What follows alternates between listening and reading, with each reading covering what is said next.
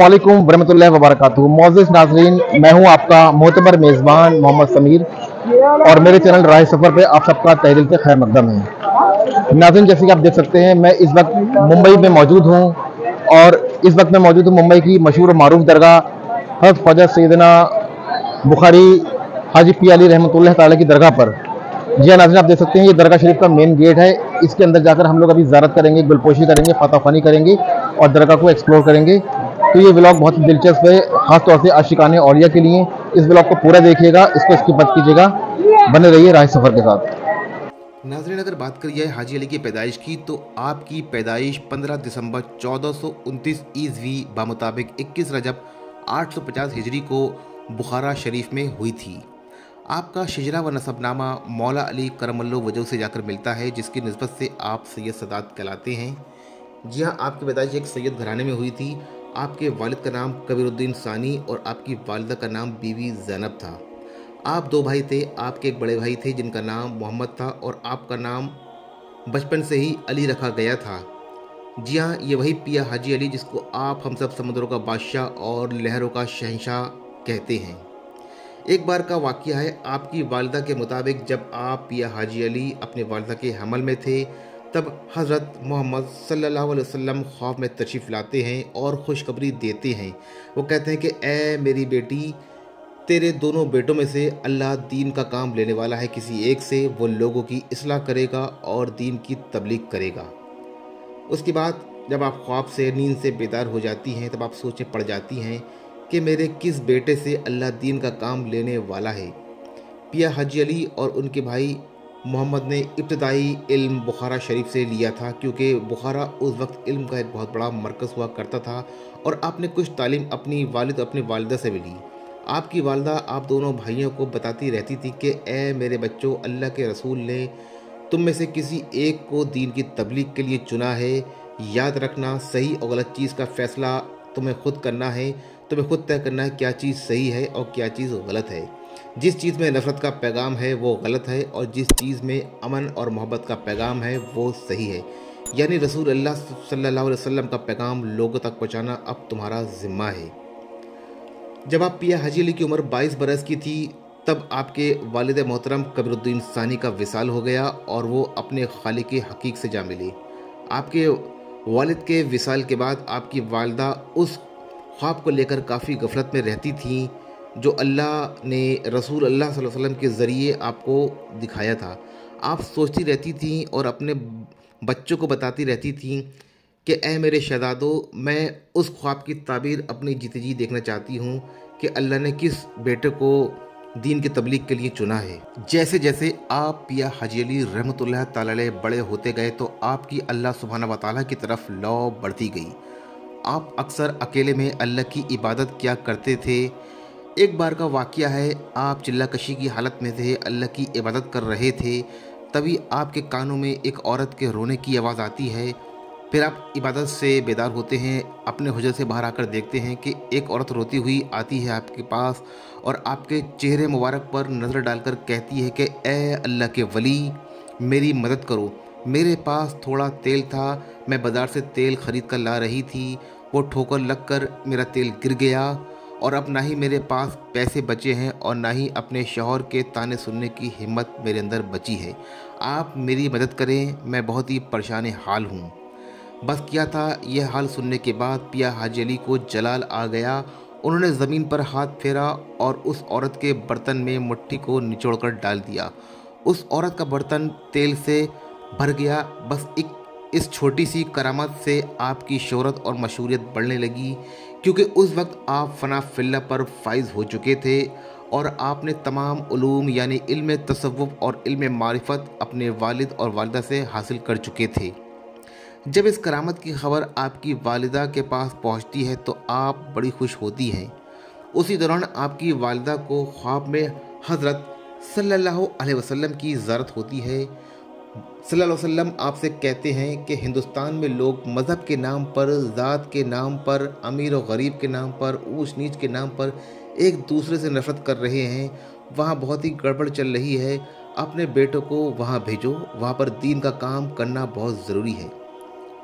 बस आप फ़ौरन ही अपने बेटे को अपने पास बुलाती हैं और आका सल्लल्लाहु यानी कि सल्लल्लाहु अलैहि वसल्लम के ख्वाब के बारे में बताती हैं और कहती हैं कि फ़ौरन सरज़मीन हिंदुस्तान जाओ और वहाँ पर दीन की तबलीग करो, क्योंकि रसूलुल्लाह सल्लल्लाहु अलैहि वसल्लम का हुक्म है कि अपने बेटों को फ़ौरन सरज़मीन हिंदुस्तान भेजो और उनमें से किसी एक से हमें दीन का काम लेना है। फिर उसके बाद आप दोनों भाई बुखारा शरीफ से सरज़मीन हिंदुस्तान के लिए निकल पड़ते हैं तबलीग दीन करने के लिए। आप लोग हिंदुस्तान पहुंचते हैं तो कुछ लोग आपका बहुत अच्छे तरीके से इस्तकबाल करते हैं, क्योंकि उस ज़माने में बुखारी शरीफ की बहुत ही मशहूरियत हुआ करती थी और बुखारी सैयद की उस ज़माने में लोग बहुत इज़्ज़त किया करते थे। तो आपकी मशहूरियत यूँ आम हुई कि बुखारा से 2 सैयदजाद आए हैं और अल्लाह के वली हैं, तो लोग जोग दर जोग आपके पास आया करते थे और आप लोगों से इल्म तसव्वुफ़ और इल्म मारिफत सीख कर जाया करते थे और बहुत सारी बातें सीखते थे, जो बातें अल्लाह के वलियों को पता होती हैं, अल्लाह वालों को पता होती हैं। आपकी सोबत पे लोग आकर बैठा करते थे, आपसे अच्छी अच्छी बातें सीखा करते थे, सुना करते थे। कुछ वक्त रुकने के बाद आपके बड़े भाई को हुज़ूर हज़रत मोहम्मद सल्लल्लाहु अलैहि वसल्लम का ख्वाब में ज़ारत होती है और बशारत होती है। आप सल्लल्लाहु अलैहि वसल्लम फरमाते हैं कि ए मोहम्मद, अपने भाई को छोड़कर वापस बुखारा चले जाओ और उसको यहाँ पर दीन का काम करने दो। फिर आपके भाई जब नींद से बेदार होते हैं और पिया हाजी अली रहमतुल्लाह तआला के पास में आते हैं और फरमाते हैं कि मैंने कल रात एक ख्वाब देखा और मेरे ख्वाब में सल्लल्लाहु अलैहि वसल्लम आए और मुझसे फरमा रहे हैं कि अपने छोटे भाई को हिंदुस्तान में छोड़कर वापस बुखारा चले जाओ। हमने उसको सरज़मीन हिंदुस्तान के लिए दीन तबलीग के लिए मुकर्रर किया है और अब तुम यहाँ से वापस जा सकते हो।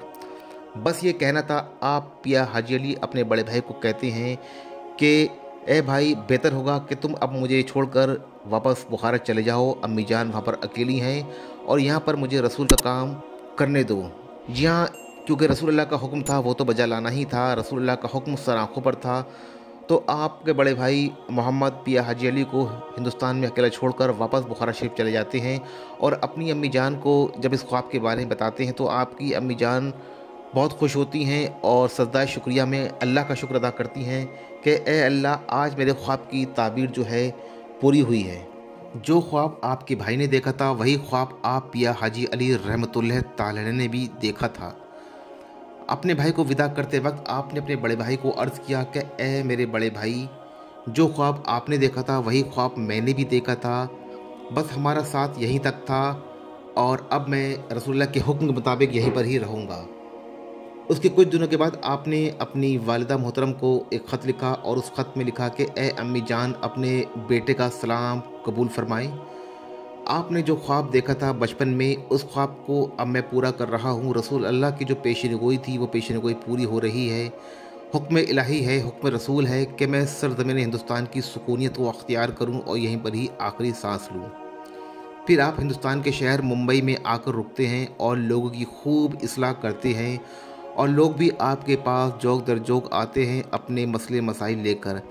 आप अक्सर समुंदर के किनारे बैठकर अकेले में अल्लाह की इबादत किया करते। आपसे मिलने वालों में सिर्फ़ इंसानी मखलूक़ात ही नहीं बल्कि जिन्नात और दूसरे मखलूक़ात भी आते रहते थे आपसे मिलने के लिए। जब आप लोगों से मिलते या उनसे मुखातिब होते तो आप खुश जगह पर आ जाते और जब आपको लगता कि मुझे अब अल्लाह की इबादत करनी है, चिल्ला कशी करनी है, अब आलम वजद में जाना है, तो आप इबादत के लिए समंदर के किनारे पत्थरों पर बैठकर इबादत किया करते थे और अल्लाह की याद में अल्लाह की तंबीह किया करते थे और उसकी याद में खो जाया करते थे। नाज़रीन, जिस जगह आप पिया हाजी अली का मज़ार मुक़द्दस मौजूद है उसी जगह पर उस वक्त कुछ पत्थर हुआ करते थे। आप वहीं पर बैठकर अल्लाह की इबादत किया करते थे और वहीं पर ही लोग आपसे मिलने आने लगे और आपकी मशहूरियत पूरे महाराष्ट्र में मशहूर आम हो गई। तभी से आपका नाम समंदर का बादशाह पड़ गया और लोग आपको लहरों का शहंशाह, समुंदर का बादशाह कहने लगे। लोगों ने आपसे खूब फैज़ हासिल किया, लोग आपसे मिलने आते थे और खूब फैज़याब होकर जाते थे। आपसे मिलने वालों में सिर्फ़ मुस्लिम ही नहीं, तमाम मज़ाहिब के लोग भी शामिल थे और वो जोग लोग उनके पास आया करते थे अपनी अपनी परेशानियाँ लेकर। जब आप इबादत किया करते थे या वजद की हालत में रहा करते थे तो आपकी ज़ियारत के लिए जिन्नात, समुंदर की मछलियाँ और समंदर के तमाम मखलूक़ात आते थे आपकी ज़ियारत करने के लिए। जब आपकी उम्र मुबारक 85 बरस की हुई तो आपने अपने मुरीदों और चाहने वालों से कहा कि ए लोगों, अब हो सकता है कि अब मैं ज़्यादा दिन तुम लोगों के साथ ना रहूं, क्योंकि मुझे अब बहुत जल्दी अपने खालिक की हकीक से जाकर मिलना है। मैं तुम लोगों के बीच में जो चीज़ छोड़कर जा रहा हूँ वो मोहब्बत है और दीन हक़ है। इस पर कायम रहना, कभी किसी को तकलीफ़ ना पहुँचाना और कभी नफ़रत मत बांटना और लोगों से एक दूसरे से मोहब्बत करना, तमाम मखलूक़ों पर रहम करना और एक दूसरे से मोहब्बत करना। बस आपके मुंह से यह कलमात निकलना थे तो आपके चाहने वाले, आपके मुरीदीन बहुत गमगीन हो गए। और नाज़रीन, उसी साल आपने फ़ैसला किया कि आप अपने विसाल से पहले हज पर जाएंगे और काबतुल्लाह की ज़ियारत करेंगे और सल्लल्लाहु अलैहि वसल्लम के रोज़े का भी दीदार करेंगे और वहाँ की भी ज़ियारत करेंगे। नाज़रीन, उसके बाद फिर आप हाजी अली रहमतुल्लाह ताला अलैह समंदर के रास्ते हज के लिए निकल पड़ते हैं और आप खाना काबा और रोज़े रसूल की ज़ियारत के बाद आप सजदे शुक्रिया अदा करते हैं और अल्लाह से कहते हैं कि ए अल्लाह, आज तूने मेरी ज़िंदगी मुकम्मल कर दी। तभी हरमैन शरीफ में आपको सल्लल्लाहु अलैहि वसल्लम की ज़ियारत होती है ख्वाब में और आप सल्लल्लाहु अलैहि वसल्लम आपसे कहते हैं कि ए अली, तुमने मुंबई में हमारे दीन की खूब खिदमत की, अल्लाह तुमसे राज़ी हो गया है। जो लोग मेरी ज़ियारत ना कर सकेंगे वो तुम्हारी ज़ियारत करके मेरी खुशबू ले सकेंगे। अब देर न करो, फ़ौरन वहीं जाओ जहाँ से आए हो। फिर आप वापस हिंदुस्तान आने का इरादा करते हैं। रास्ते में ही मौत का फ़रिश्ता मलकुल मौत आपके पास आता है और कहता है कि रब का हुक्म है कि आपकी रूह कब्ज़ कर ली जाए। आप या हाजी अली फरमाते हैं, मुस्कुराते हैं और कहते हैं रब का हुक्म है, बजा लाओ। और उसके बाद आप फ़ौरन ही अपने खालिक की हकीक से जा मिलते हैं। आपने विसाल से पहले अपने मुरीदों से कह रखा था कि मेरी मैयत को, मेरे जिस्म को मेरी मौत के बाद बिल्कुल भी हाथ ना लगाना, बल्कि उसको समंदर में छोड़ देना। जहाँ पर मेरी मैयत, मेरा जिस्म आकर रुके, वहीं पर ही मुझे दफन कर देना। आपकी वसीयत के मुताबिक आपके अक़ीदतमंदों और मुरीदों ने आपको समंदर के हवाले कर दिया। अल्लाह के हुक्म से आपका जिस्म मुबारक समंदर में तैरता हुआ उसी जगह पर आकर रुकता है जहाँ पर आप अल्लाह की इबादत किया करते थे। सुभान अल्लाह, अल्लाह अकबर, कुर्बान जाऊँ अल्लाह के वलियों पर, क्या शान है मेरे पिया हाजी अली की। आपके मुरीदों ने आपको उसी जगह दफन कर दिया जहाँ पर आप अल्लाह की इबादत किया करते थे। उसी जगह पर आपका मज़ार मुक़द्दस मौजूद है। आज भी दुनिया के कोने कोने से लोग आपके दरबार में आते हैं और फैज़याब होकर जाते हैं। आपके विसाल के बाद आपकी मशहूरियत और भी बढ़ गई, क्योंकि ये एक अजीब सी करामात थी, अजीब सा वाक़या था कि आपकी मैयत को, आपकी डेड बॉडी को किसी ने हाथ नहीं लगाया था और आपकी जो लाश थी वो जद्दा से चलकर आती है और सीधे मुंबई में आकर रुकती है। इससे बड़ी ज़िंदा करामात क्या होगी कल्ला वाली की। आपके मुरीद और अक़ीदतमंद आपके मज़ार पर अक्सर आया करते थे, लेकिन रास्ते में बहुत ही मुश्किलात का सामना करना पड़ता था, क्योंकि आपकी जो मज़ार मुक़द्दस था, आपके जो कब्र मुबारक थी, वो पानी के बीच में थी और वहाँ पर पहुँचने के लिए पत्थरों को बीच में डाला जाता था। पत्थरों पर पैर रखकर आपके अक़ीदतमंद, आपके मुरीद आपके मज़ार तक पहुँचा करते थे, ज़ियारत करते थे, फिर चले जाते थे। सन 1944 में आपके ख़ास खादिम थे जिनका नाम मोहम्मद अबू बकर था। उन्होंने सोचा कि आपके दरबार तक पहुंचने का कोई पक्का रास्ता होना चाहिए, क्योंकि आपके जो खादिम मोहम्मद अबू बकर थे उनकी उम्र काफ़ी हो चुकी थी, वो काफ़ी ज़ईफ़ हो चुके थे और उनकी हाथ पैरों में क़ुव्वत नहीं थी कि वो भारी भारी पत्थर उठाकर रास्ते में डालें। तभी उनको ख्वाब में पिया हाजी अली की बशारत होती है और उनको ज़ियारत करते हैं अपने पिया हाजी अली की, और पिया हाजी अली उनसे कहते हैं कि आजकल तुम मेरी ज़ियारत के लिए रोज़ क्यों नहीं आ रहे हो।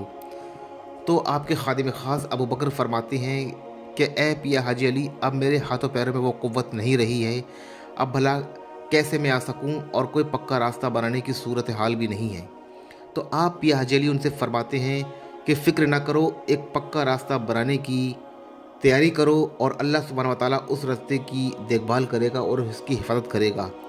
बस आपके जब खादिम अबू बकर नींद से बेदार होते हैं तो ये ख्वाब और लोगों तक पहुंचाते हैं, तो लोग उनको मुबारकबाद देते हैं और तभी से ही एक इरादा कर लिया जाता है कि पक्का रास्ता बनाने का, ताकि आप पिया हाजी अली रहमतुल्लाह ताला अलैह के अक़ीदतमंद मुरीदीन, उनके चाहने वाले उनकी ज़ियारत कर सकें। तभी से फैसला किया जाता है कि कोई पक्का रास्ता बनाया जाएगा। मिट्टी को, बालू को, पत्थरों को इकट्ठा किया जाता है, एक सड़क तामीर की जाती है जो कि आज तक बदस्तूर जारी है, जिस सड़क से आज भी लाखों हज़ारों ज़ायरीन आपकी ज़ियारत के लिए जाते हैं और फैज़याब होकर आते हैं। हज़ारों तूफ़ान आ गए, हज़ारों ज़लज़ले आ गए, लेकिन आपका रास्ता वहीं का तहीं है, क्योंकि आप पिया हज़रत ने फरमाया था कि उस रास्ते की हिफाजत अल्लाह ख़ुद करेगा। अल्लाह के नाम से उस रास्तों को तामीर करो और लोगों तक, मेरी कब्र तक पहुंचने का एक ज़रिया बनाओ, ताकि लोग मेरी कब्र पर फ़ातह ख़्वानी कर सकें, ज़ियारत कर सकें। और नाज़रीन, कुर्बान जाऊँ पिया हाजी अली की इस सवन उम्री पर। उनकी सवन उम्री सुनने के बाद मेरी जो है रूह बहुत ताज़ा हो गई और औलिया अल्लाह से मेरा जो अक़ीदा है और बहुत बढ़ गया है। अहले बैत से मोहब्बत और बढ़ गई है। अल्लाह सुब्हानहू व तआला हम सबको अहले बैत से मोहब्बत अता फ़रमाए और औलिया कराम के रास्ते पर चलने की तौफ़ीक़ अता फ़रमाए और हम सबको पिया हाजी अली की ज़ियारत नसीब फ़रमाए। नाज़रीन, ये हिंदुस्तान की और मुंबई की सरज़मीं की बहुत ही मशहूर व मारूफ़ दरगाह है। मुंबई के वर्ली एरिया के अंदर ये दरगाह है। आप मुंबई के अंदर एयरपोर्ट से भी जा सकते हैं और बाय ट्रेन भी जा सकते हैं। आपको किसी पूछने की ज़रूरत नहीं है। मुंबई सेंट्रल रेलवे स्टेशन पर उतर कर या बांद्रा रेलवे स्टेशन पर उतर के आप टैक्सी वाले से कहेंगे तो कोई भी आपको यहाँ पर पहुँचा देगा। हर साल इनका उर्स मनाया जाता है मार्च के महीने में और देश विदेश से लोग आते हैं। हिंदुस्तान के कोने कोने से लोग आकर यहाँ पर फैज़याब होकर जाते हैं। अल्लाह सुब्हानहू व तआला इनके दर्जात को और बुलंद फरमाए और इनके वसीले से हम तमाम मुस्लिमीन में इत्तेहाद इत्तेफाक अता फ़रमाए और हम सब मुसलमानों को पंजगाना नमाजी बनाए, सिरातुल मुस्तकीम पे चलने की तौफ़ीक़ अता फ़रमाए। हम सब में मोहब्बत खुलूस इखलास अता फ़रमाए। ख़वातीन इस्लामिया को अदब हिदायत की तौफ़ीक़ अता फ़रमाए। हमारे अहलो ईमान की हिफाजत फ़रमाए। हमारी माँ बहनों की, बहू बेटियों की हिफाजत फ़रमाए। हमारे नौजवानों की हिफाजत फ़रमाए। हम सब का ख़ात्मा ईमान पर फरमाए। तो दोस्तों, इस वीडियो को अब हम सब यही ख़त्म करते हैं। अगले वीडियो में, अगले व्लॉग में आपसे बहुत जल्दी मुलाकात होगी। तब तक अपना और अपने अहल व अयाल का ढेर सारा ख्याल रखें। अल्लाह हाफिज़।